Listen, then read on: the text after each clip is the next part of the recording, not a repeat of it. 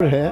बाकी जो दल बदल के काम करते हैं मतलब पार्टी, उनका हम साथ नहीं देते हैं। तो दोनों ही ऐसे हैं, अब किसको साथ दे कुछ समझ में नहीं आ रहा है। फिर भी हम इस समय मध्य प्रदेश के गांव में हम मौजूद हैं और जब हम शहरों की बात करते हैं वो चकाचौंध जो ज़िंदगी होती है, लेकिन जब हम गांव की बात करते हैं, गांव के लोग किस तरह से अपनी सरलता और किस तरह से एक जीवन हमारे साथ इस जहां हम घर पे मौजूद हैं वहां के ही रहने वाले निवासी भी हमारे साथ मौजूद हैं।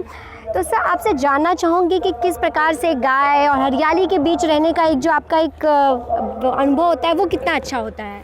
हमारा अनुभव क्या है, पीढ़ियों से इसी प्रकार से हमारे परदादा दादा और सभी रहते हैं आए हैं और आज हम भी इसी प्रकार से रहते हैं।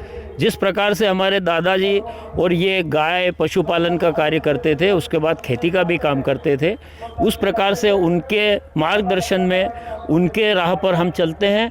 और गांव से हम शहर के काफ़ी नज़दीक होने के बाद भी हम ग्रामीण जीवन का जीवन व्यापन करते हैं और गांव में गांव जैसा माहौल रहता है और गांव के माहौल में ही हम उसी प्रकार से माहौल बना के रखते हैं। तो किस प्रकार का पूरा दिन जो होता है गांव में किस तरह व्यतीत करते हैं, क्या कुछ कार्य होता है?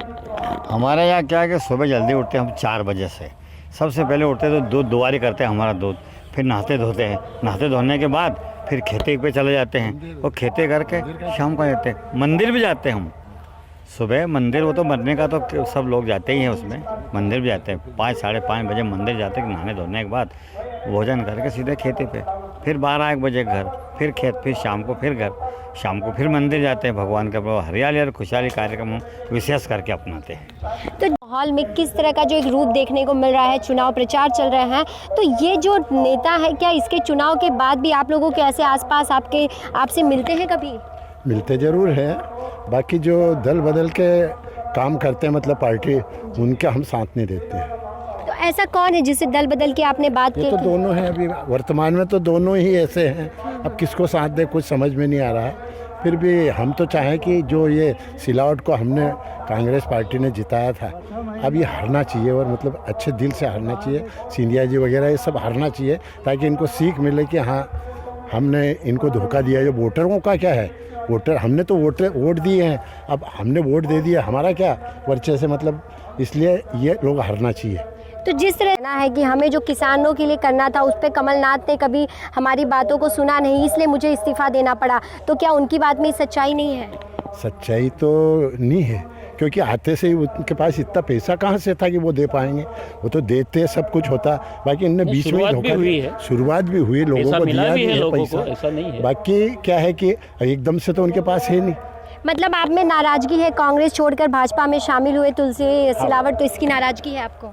अरे नाराजगी तो होना भी चाहिए ना भाई। ऐसा है कि वादे किए थे आपने कौन सा इतना समय आपने व्यतीत कर दिया था, कुछ समय इंतज़ार करते आप और कुछ लोगों को पैसा मिला भी है। इसके पहले आपने स्वयं बताया था कि भई वहाँ पर पैसे मिले, वहाँ पर पैसे मिले, और उसके बाद आप बोल रहे हो कि पैसा नहीं मिल रहा है। ऐसा नहीं है, पैसा भी मिल रहा था, लेकिन वो समय बहुत कम समय में सरकार गिर गई। ये क्या लग रहा है, क्या वजह? बस इनके फायदे के लिए ये काम किया इनने।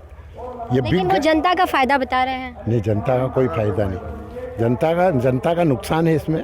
मतलब इधर से उधर ये जा रहे हैं, इनके फायदे के लिए चले जा रहे हैं, अगर ये नहीं जाए तो इनका नुकसान है। अब हमारे तो पसंद अभी नहीं बता सकते हम। लेकिन क्या लग रहा है जिस प्रकार से दोनों ही पार्टियां के जो प्रत्याशी हैं, एक भाजपा से कांग्रेस में आए हुए, एक कांग्रेस से भाजपा में, तो इस बार वोट करना लोगों के लिए, आपके बीच के सभी लोगों के लिए बहुत असमंजस की स्थिति होगी। बहुत ही खतरनाक स्थिति में हम अभी कुछ नहीं सोच सकते किसको दे किसको नहीं दे।